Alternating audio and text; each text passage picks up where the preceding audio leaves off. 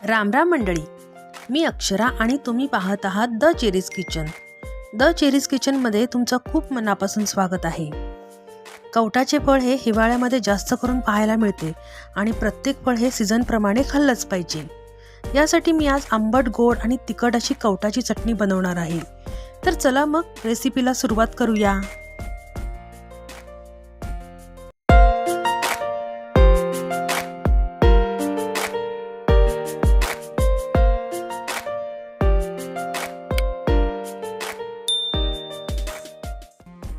हे कवटाचे फळ आहे. याला बेल, वूड ॲपल असेही म्हणतात. यापासून सरबत, जेली आणि चटणी पण बनवू शकतो. तर यामध्ये विटॅमिन सी असते. तसेच प्रोटीनचे प्रमाण खूप असल्यामुळे स्नायूंना खूप बळकटी येते. पचन संस्थेसाठी पण खूप चांगलं असं फळ आहे.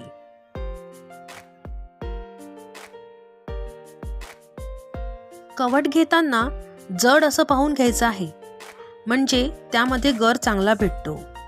आणि जसं आपण नारळ फोडतो तसं आपण कवट फोडून घ्यायचं आहे. हे पहा, अशा पद्धतीने कवट फोडून घ्यायचं आहे. आता आपण यामधला गर काढून घेऊया. हे कवट चवीला आंबट असते, पण खूप चविष्ट असते. यामध्ये बिया पण असतात. आता आपण चमच्याच्या साहाय्याने यामधील गर काढून घेऊया.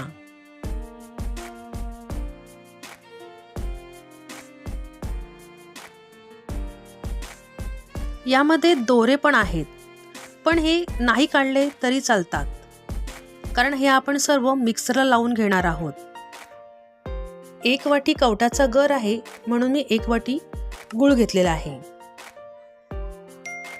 1 चमचा जिरं घालायचं आहे. जिऱ्यामुळे स्वाद चांगला येतो. आणि लाल मसाला 2 चमचे मी घालते.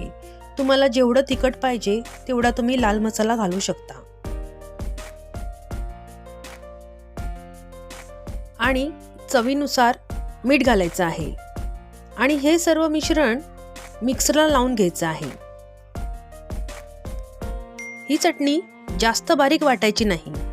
यामध्ये बिया असतात, त्या दाताखाली लागल्या की चटणी खूप छान लागते. लाल मसाल्यामुळे चटणीला खूप छान असा कलर आलेला आहे. आणि ही चटणी जास्त दिवस टिकावी यासाठी आपण हिला गरम करायची आहे.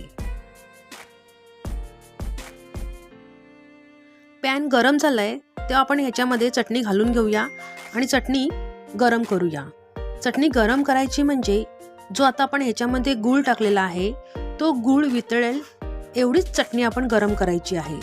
जास्त शिजवून काढायची नाहीये.